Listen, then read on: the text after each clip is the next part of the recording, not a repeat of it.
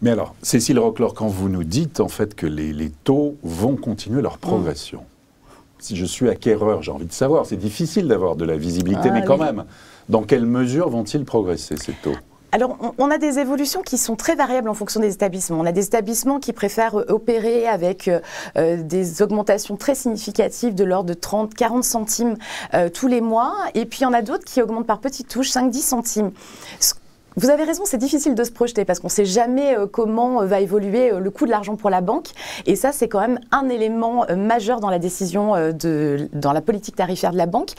Aujourd'hui, il n'est pas improbable qu'on finisse en taux moyen à 1,70 avant l'été.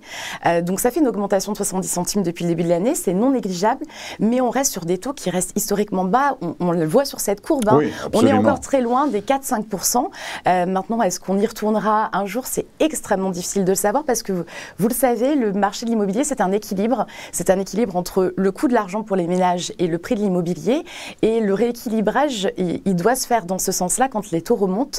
En général, à 12-18 mois, on a un tassement sur les prix parce qu'il y a moins de ménages qui sont finançables et du coup, l'offre et la demande se rééquilibrent. Donc, il faut compter que si les taux continuent d'augmenter, on puisse avoir un réajustement sur les prix pour que tous les ménages puissent continuer à accéder à l'immobilier. Donc, si on se projette, vous nous dites 1,70% en moyenne sans doute avant l'été, alors peut-être 2% d'ici à la fin de l'année. Bon, on verra, alors, on a déjà des banques qui, aujourd'hui, dans leur barème, ont des taux supérieurs à 1,70%. Hein. Ce ne sont pas celles qui proposent les meilleures conditions.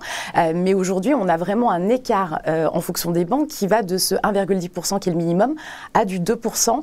Si la banque elle est plus ou moins volontaire sur une catégorie de personnes, c'est important de se rappeler que le taux, c'est avant tout un profil d'emprunteur. Et le profil d'emprunteur, c'est avant tout les revenus.